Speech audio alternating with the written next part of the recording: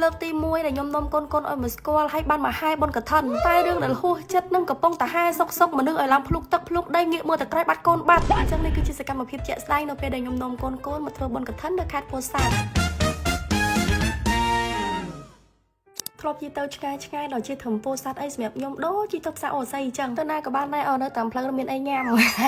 តែចេះឆ្ករៀបចំអីវ៉ាន់ចេះឆ្កភ្លេចអីខ្ញុំភ្លេចទៅដោះគោមកតាមតែទាំងអស់គ្នាខ្ញុំពិបាកគេងណាមុនគេងរងថ្ងៃទៅផឹកទៅដោះគោមកកាប់អីមិនគេងលក់ស្រួលហើយនឹកឃើញនឹងមកនៅជាយខេត្តទៀតតែគេសំណាងល្អដែរមកម៉ាត់នេះគឺគេមានលក់ទៅដោះគោសុនិតច្រឡល្មអញ្ចឹងមិនថាទៅដោះគោសុនិតច្រឡអត់ពិបាករកទៅអ្នកទាំងអស់គ្នានៅណាក៏មានលក់ដែរសុនិតច្រឡគឺជាទៅដោះគោស្រស់ដែលមានរសជាតិឆ្ងាញ់ហើយសំខាន់ណាគឺខ្ញុំញ៉ាំត្រូវអាហ្នឹងមួយថ្ងៃយ៉ាងតិចណាំផុតក៏មួយកែវដែរដើម្បីឲ្យមានកម្លាំងធ្វើការផងហើយណាមួយយើងឧស្សាហ៍ដើរលេងជាទៀតត្រូវបើតិចអស់កម្លាំងនៅក្នុងទឹកដោះគោស្រស់សុនិតច្រឡនោះមានអាហារូបត្ថម្ភច្រើនមានដូចជាវីតាមីនកាល់ស្យូមប្រូតេអ៊ីនជំនួយដល់សុខភាពហើយត្រូវត្រង់រាងកាយបានល្អទៀតហើយបើសួរកូនក្មេងញ៉ាំបានអត់ញ៉ាំបានគ្រប់វ័យហ្នឹងកូនក្មេងវិញមកខួបឡើងគឺញ៉ាំបានហើយមិនមែនត្រឹមតែញ៉ាំបានហើយញ៉ាំទៅល្អទៀតជួយដល់ធ្មេញជួយឆ្អឹងរឹងមាំហើយជួយទៅដល់ការអភិវឌ្ឍខួរក្បាលល្អទៀតនោះពេញវ័យមិនថាជាអ្នកសិក្សាអ្នកធ្វើការឬអ្នកលេងកីឡាទេញ៉ាំហើយគឺមានកម្លាំងមុនចេញទៅជីមអីអញ្ចឹងដាក់ទឹកដោះគោនឹងមួយកែវទៅមានកម្លាំងហាត់ប្រាណមកហើយបើនិយាយអញ្ចឹងអ្នកមានទម្ងន់ញ៉ាំបានអត់ហើយញ៉ាំចាប់ពីពេលណាទៅបានញ៉ាំចាប់ពីពេលណាក៏បានដែរចាប់ពីបន្តិចទឹកនោមឃើញភ្លាមញ៉ាំភ្លាមគឺកាន់តែល្អញ៉ាំរហូតដល់ពេលសម្រាលហើយតែសែងខ្ចីញ៉ាំទៅគឺកាន់តែជំនួយដល់ទឹកដោះទៀតសុនិតច្រឡហ្នឹងគឺមានតម្លៃសមរម្យបងប្អូនអាចទុកចិត្តបានព្រោះអីវាជាផលិតផលស្តង់ដាររបស់ប្រទេសអូស្ត្រាលីចូលមកមិញក្រៅពីទិញទៅដោះគោហើយខ្ញុំឆ្លៀតចូលទិញអាគីមមួយនេះខ្ញុំចូលចិត្តញ៉ាំតាមផ្លូវអាហ្នឹងវាជូរមិនហើយពេលដែលឃើញខ្ញុំញ៉ាំអេលីក៏ទាញ៉ាំដែរជាមួយមុខប្រាប់ឲ្យថាញ៉ាំកើតទេរឹងទៅចាប់ពីដេកទៀតដាក់ទៅជូរស្វាងចាស់ដល់អញ្ចឹងឥឡូវនេះគឺយើងបានមកដល់ហើយតែមិនទៅដល់វត្តទេគឺមកដល់ទេសនៈចាដោយសារបុណ្យយើងគឺ2យប់នោះអញ្ចឹងទៅគឺខ្ញុំត្រូវគេមកយប់ស្អែកឡើងគឺត្រូវហើយបុណ្យហ្នឹងក៏មានដាក់ account មកខ្ញុំដែរហើយឥឡូវនេះ finally គ្រូសាជាដិនមកដល់ហើយថ្ងៃនេះមកពេកប៉ាក្មេកខ្ញុំក៏មកដែរហើយដឹងថាកូនមកដល់អត់សូវគ្រូខ្លួនឯនឹងយកផ្លែឈើមកឲ្យហើយសូវច្រើនលោកអើយតែ2 3ផ្លែទេពីថាអាសាជូនឡើងដល់បន្ទប់កូនដេកហ្នឹងហើយថាបញ្ចុកដល់ក្រែទៀតហ្នឹងម្ដាយខ្ញុំមិនទេបើយកអីទៀតទៅប៉ុណ្្នឹងបានហើយអាសាហើយនេះរីតូចចាបេឡាធំយកថាដូចពុំតែមួយបដ ாய் បេឡាធំទៅមុខចឹងនេះហើយខាងនេះវិញគឺអ្នកបងធីមកពីលខោនយ៉ាអត់មានបានសម្រាប់អីទេដល់ទុនឲ្យភ្នែកងាកមកកញ្ញាស្រីឡាយើងវិញចាកុំមុំស្ដោកអស់ហើយឥឡូវសំរុំហ្មងនៅឃើញតាំងឆ្នាំមុនអីដល់ភ្ជុំអីហ្នឹងបខំកូនឲ្យពាក់កៅនិយាយថាម្នាក់ទៀលលោកអត់ព្រមចេញមកទេដល់ឥឡូវគេឃើញស្អាតដឹងសំរុំទាស្លៀកអីតើឥឡូវហ្នឹងងាកបបែកកជុនប្អូនដូចពិបាកឡើងហើយថាម្នាក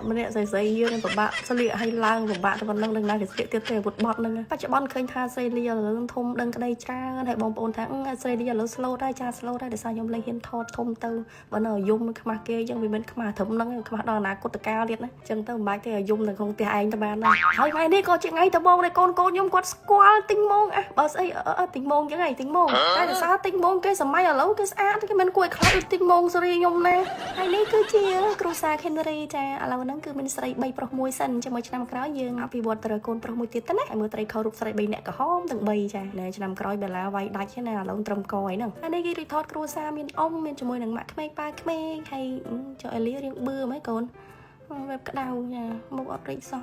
អត់រីកមកដេកឆ្អែតទៀតថតនឹងអត់សូវមានអារម្មណ៍នៅក្នុងខ្លួនដោយសារចង់ស្រោតមកដាក់បច្ច័យឲ្យខាងទិញម៉ងខ្លាចតែចង់ចូលចិត្តហើយឃើញថាអូ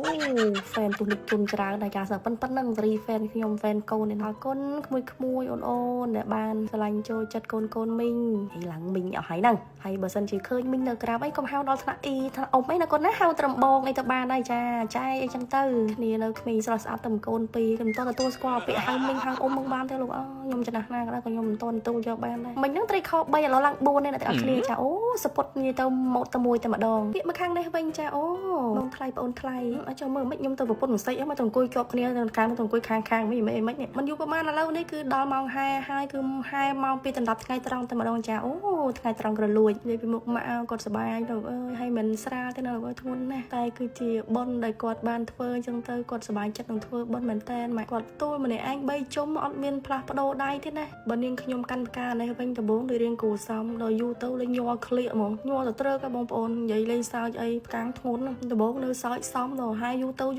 ៅក្លៀកចាប់ដល់ញាក់ត្រឹតអូអត់កើតទេចុះឡើងប្តីកាន់ទាំងអស់ហ្នឹងដល់ទៅពេលកំពុងហែលេងភ្លេចឯងកូនទៅណាអាបងក៏បាត់អាប្អូនក៏អត់ឃើញងាកប្តីមើលទៅនោះហែជាប់ឯងជួយកាន់ផ្កានេះវិញឲ្យបាត់កូនបើសួរមិនដឹងក៏មានទៅណាក៏ដើរតាមក្រោយហ្នឹងតែមនុស្សជាអៀតពេកទៅកុំបានប្អូនថ្លៃគេដឹកដៃក៏មិននឹងវិញ ងកូនបាត់ទៀតដល់អេលីពេលហ្នឹងនៅមួយណាគេដូចជានៅមួយធារាឬក៏អីទេខ្ញុំគិតទៅអូខ្ញុំប្រហែសមែនតើហ្មងពេលហ្នឹងតែជាអត់អីដែរអញ្ចឹងបងប្អូនណាផ្ដាំមិនថាកម្មវិធីអីធំប៉ុណ្ណាឬកម្មវិធីមនុស្សច្រើនប៉ុណ្ណាទេចាត់ចែងកូនចៅអីឲ្យហើយកុំឲ្យសភ្នែកដូចខ្ញុំមកដល់កំពុកបុនអស់ឲ្យភ័យពេក